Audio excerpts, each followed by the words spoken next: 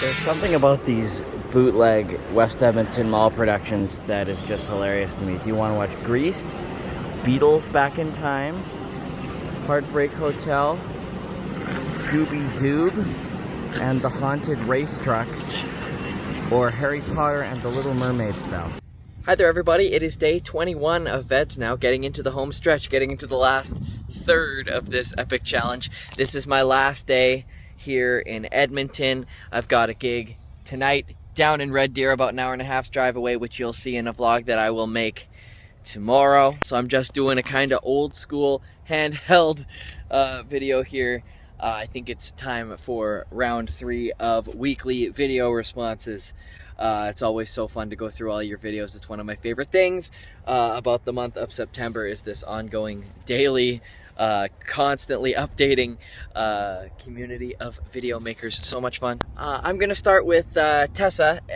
You made a video about living truthfully, and to be honest, I've tried about 2 or 3 times to do a take of this part of my in review video because you explained the concepts you're talking about so well, and I can tell it must have been difficult because just me trying to put into words even how I felt about that video is not going so well for me. But I thought it was a very interesting point about how acting, well, successful acting at least, is living truthfully under imagined circumstances, and I also can understand why maybe that'll be easier in certain aspects of day-to-day life, because yourself, not you, the royal you, but the concept of one's self is often a nebulous one that we ourselves sort of create for each of us, sometimes accidentally. But yeah, I don't know, I found that video very interesting, and y'all go watch that video of Tessa's over on her channel, because she did a much better job explaining the concept than I ever will. From there, I'll move on to Jeffrey. I've never personally played the Mystery Case Files games, but I've really been enjoying rather your review series on them. I like the way you structure your reviews into sorting things into the pros and cons, and that you try to find a few pros and a few cons from whatever the game is, regardless of how highly you'd rate it. You always try to find a little of both to sort of gauge a measured response. And I mentioned a couple of videos ago when I was talking about my favorite YouTube channels that some of my favorite channels are the ones that immerse me into a topic that I had previously been uninterested in. And the fact that I'm so riveted by seeing what you have to say about these video games that I've never even played tells me you're doing something right. And that sort of leads me over to James, because you both have a very similar quality in what I said about trying to find the pros and cons for everything. James, in all of your reviews, I've particularly enjoyed the ones recently about some of the musical adaptations of certain like Disney and Universal properties for some like theater shows, like the god-awful Madagascar one you just posted about, and some that were specifically designed for theme parks, like the even 10 times more god-awful Flintstones show you were talking about. And yeah, I really appreciate when you make reviews for those. Similar to Jeffrey, like I just said, it feels like you're not going out with like a narrative in mind, you know what I mean? You haven't decided before you even started that I didn't like this show and I'm gonna talk smack about it this whole time. Like going through the Madagascar show specifically, you were talking about how bad the songs were, and they really were. Those first few songs in that show are clearly just, we're gonna recite catchphrases over and over. But you got to a couple in the middle, I can't remember the title of it, but the song about the friendship song near the end of Act 1, you were like, okay, this one's really good. Clearly there's some good songs in there that they've been patted down a lot. So yeah, both you and Jeffrey do a good job of seeing the pros and cons, like seeing the pros in the stuff you don't like and the cons in stuff you do. That's often a problem with online like review videos and stuff, is that they're often just like slamming something or giving it unanimous praise. I like that you two deliberately try to put your opinion somewhere in the middle and just sort of look at the facts. From there, I suppose I'll go over to Alicia's videos. Alicia, I liked your video about all about missing people, the Pillow Talk video. I'd never thought about that a lot of what we miss from, you know, old friends we used to have, or perhaps old relationships, a lot of what we miss about those people is somewhat imagined. It's very true. We we have a tendency to ignore certain harsh realities when painting a rosy picture of certain past events in our lives. And then also, I really have to talk about your original song, No. I am endlessly amazed by how well you can put your emotions down on paper. I suppose that's what makes you a great writer. I shouldn't be surprised when I already know you're a great writer and then you write great songs too. I'm like, whoa!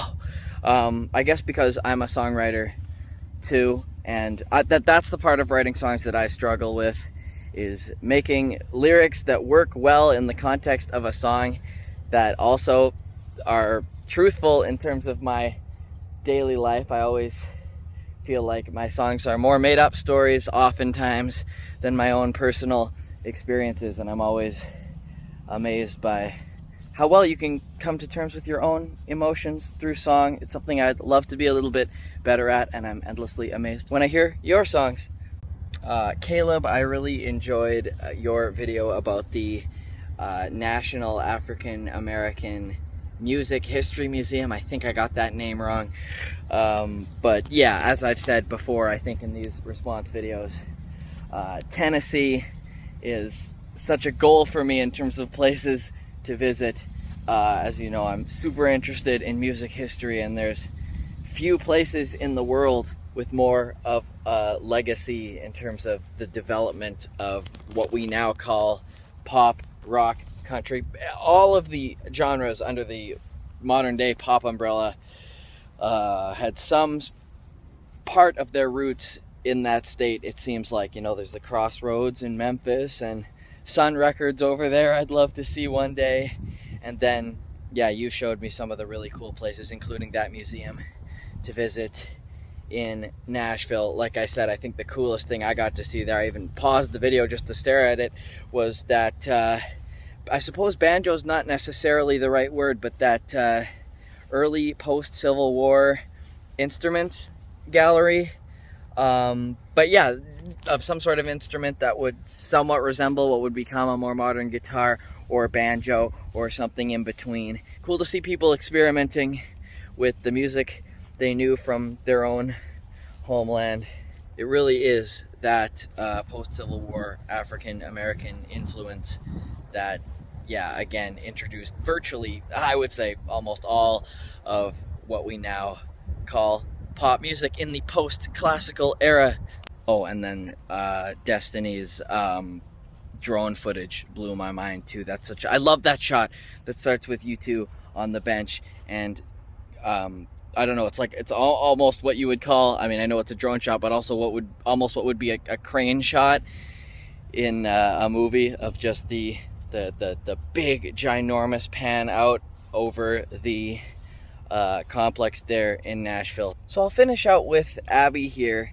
Although your video is kind of a response to a challenge in itself, in which you were talking about little Abby, younger Abby, and that very specific moment in time.